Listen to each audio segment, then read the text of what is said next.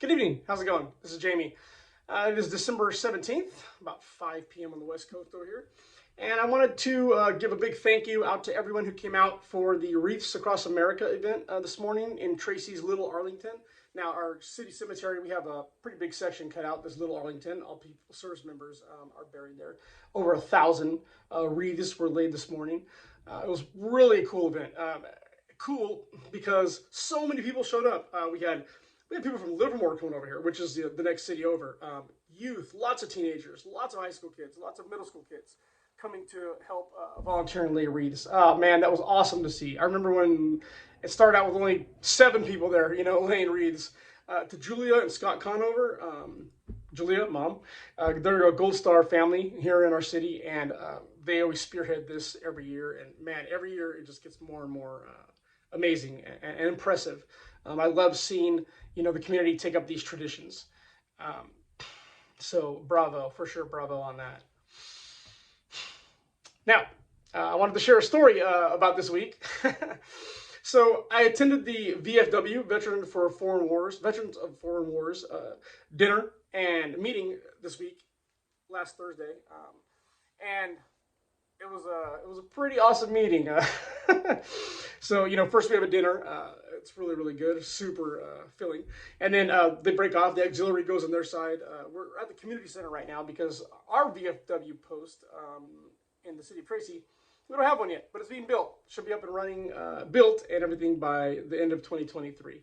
Anyway, so we get to the meeting. It's myself and nothing but Vietnam vets, right? Just picture it.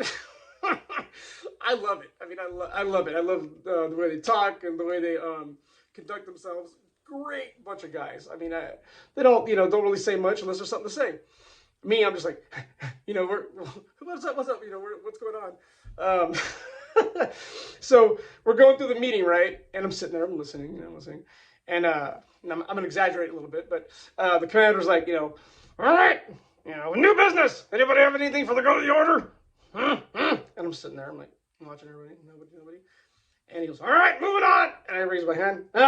All right, Medina, what do you got? I said, well, sir, I've noticed a trend in a lot of the VFWs, actually throughout the nation, is the fact that pretty much the ranks have been dwindling and the membership isn't being boosted, right? Like not too many younger guys are joining. And he's like, you're smart, huh? You must be a doctor. So I'm like, well, I'm not a doctor, but I did notice the problem. And I said, why do you think that is? Hell if I know. I kind of went around the room. People goes, well, because, the younger vets, I mean, they're moving on with life. They have families. They're maybe coming back to get to know their families or the kids for the first time, go to school. I mean, working, right? They have a lot of obligations, the guys and gals in my generation, the 9/11 veteran generation. So I got to thinking, as patriotic as our city is, probably one of the most patriotic cities in the nation, straight up. Anything veteran, anything police, fire, I mean, people come out and they show up and they support it. I love it. It's super awesome, really motivating. And it's great for kids to see that too, younger generations. So got to thinking, I was like, hey, sir, it'd be cool if you guys came up with a new T-shirt or something. Like say, hey, support your local post, and maybe as your number, post 1537 is the post number, and maybe it's got the logo on the back. It's something kind of cool, kind of flashy, and he's like, yeah, that sounds good. He goes, a T-shirt guy? I'm like, yeah, I do. All right, get it done. I'm like, oh, whoa, what? And then get it done. Oh man, so I put my foot in my mouth, So anyways, they take a vote, all in favor? Aye, versus aye. And okay, so basically I had this idea for T-shirts, and I looked around, and it would be kind of cool. I came up with a couple of different designs, threw it out there to the world, got some great feedback and stuff. So now I'm getting T-shirts made for the VFW, right? It's gonna say support your local, VFW, and then we have our I'll get to that. We have the number in front. On the back is the logo, and then you have Tracy, California across the bottom of it. It looks pretty awesome. Great quality T-shirt. This should come online by next week. So anyone out there in the city of Tracy and beyond, if you guys want to get your Post 1537 T-shirt, let me know. Or hit up the Post's Facebook page. But we're going to have a good number of these shirts. And I expect them to go very quickly, especially in our city, the way everybody, guys, girls, moms, dads, kids, grandparents, everybody supports veterans in our community. It's pretty awesome. So it's going to be cool to see everybody rocking these t-shirts. All right, so we carry on to the next item, or the next thing. The commander asks again, all right, you have anything else? And I was all, he's like, you again. All right, Medina, what is it? I said, well, sir, with that, I believe too, our biggest problem is the, declining numbers. Perhaps we should do more things in the community. Like what? Like, have you guys thought about sponsoring like a Babe Ruth team? I know my former organization, we sponsored a Little League Babe Ruth thing. He goes, great idea. You know any? I was like, yeah, I do actually. All right, handle it. So they took a vote. Should we sponsor a Babe Ruth team? I got to go do that. All right, so it was so funny, man. He had to be there. So anyway, we're moving on, and he's all right, besides you, anything else? And nobody said anything else. Then I was kind of like, he goes, all right, what do you got now, idiot? I love it. And I was like, well, sir, the t-shirt thing and the Babe Ruth thing, I'll get that probably knocked out this week. We'll have somebody to sponsor, I'm sure, and the t-shirts will be on here. We're gonna blast them out. Sir, what do you think about? I'm not gonna give you that one, man. Not gonna give you that one. But it's a very cool, very big, very involved community event, and it'll be towards the middle of next year. That got approved too, which I'll give you more information later. But I'm not gonna get all the goods tonight. So that being said, man, very cool, right? Oh, no, wait, I'm not done yet. So as we're moving through the meeting, we're getting ready to close, and the commander's like, look around, yeah. I don't know if he has one eye, I don't think he does, but he's looking around, he's like, all right, so, Dr. Medina, he's a smart guy, I think you ought to be nominated as the post surgeon. What do you think? I'm thinking, oh man, what the hell? I was like, I just resigned boards, I just resigned a couple of commissions that I was on to free up myself.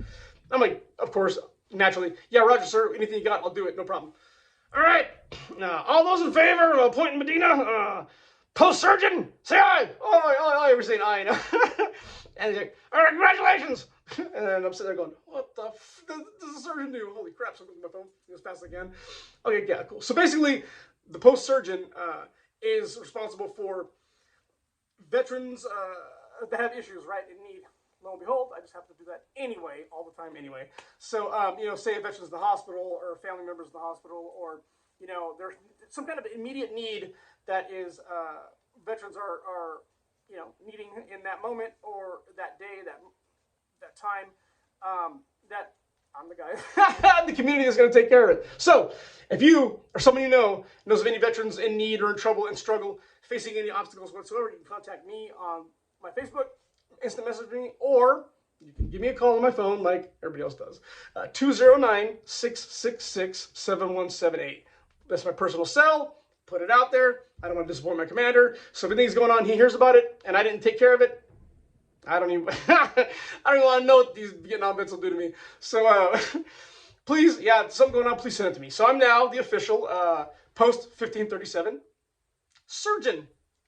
So they presented me with my cool hat, right? I didn't have any bling to put on it, so I started scurrying around my house looking for things to put on it because they were all decked out, right? So I got a couple combat things I put on here, my TAC-P crest and some of the combat units that I was with. This is my 2nd Regiment of the French Foreign Legion combat patch that I got, and yeah, so that's what I've got going on now. So I guess I'm official, right? Gonna be rocking the VFW hat. I think it's kind of dope.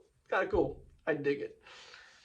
That being said, hey, to the younger generations of veterans out there, like my generation, the younger guys, 9/11 vets, I get it, man. You guys probably got a lot of things going on. I have a lot of things going on. But I ask you to please, why don't you guys look into joining your VFWs, whatever your local VFW is. Because it's not just some smoke-filled room with a bunch of old guys drinking. They're actually pretty cool, man. Non-vets are a trip to talk to. But here's the thing, right? And this is what I kind of came to the conclusion of, is that, as the World War II generation, my grandpa's generation, they're dying off, if not already pretty much gone, right? So that means as they go, the next generation steps up the ladder, right? You get a promotion. per se. And now, it's pretty much all the Vietnam guys, and hardly any Korean guys, but mostly Vietnam guys. Now they're holding it down, right? And the Veterans of Foreign Wars is a 123-year-old organization. 123 years old. That's crazy. One of the oldest. It's going to go away if we don't step up and start filling some of those ranks, man. And as you can see, as I told you, they're open to doing new things. They're open to trying new things. And, I mean, for the most part, most of these organizations are sitting on, like, 10 million each. No, not that much, but they're sitting on a good chunk of change and support. And the VFW, I mean, they have the ear of Congress. I mean, they lobby big time. I mean, a lot of the benefits and the resources that veterans have, disabled vets have, is because of the VFW. We have to keep them alive, man. So, and I know, like, there's so many other veteran service organizations. Hell, I founded a couple myself, right, that really took off. But the original, the VFW, we got to keep them alive, man. We got to keep them going. So I implore you, I'm asking you guys to please check it out and go in there with some wacky ideas like I did and see what happens. I mean, like, they might jump on it. They might bankroll you and see what happens. Do some more community involvement. And another thing I'm trying to get them to do, I don't know if they'll do it. I mean, but that's for the next meeting, is I'm trying to get our post to waive all membership fees for initial members. It's like $250, but waive the fee for a whole year. Right? I mean, just make it really, really simple for guys to come in and you can pretty much, if you have an idea to do something or maybe kind of mold and shape it to what you'd like to see in the community as well. Throw your ideas out there. I'm sure they'll be receptive. So those are my stories. Sticking to it. Like I said, I may have exaggerated a little bit. The commander doesn't necessarily talk like that, but in my head, that's how I heard it. So he does. So yeah, this is Jamie, man. Everybody have a good night. Have a safe weekend. And if I don't see you before Christmas, Merry Christmas. Thank you. Bye.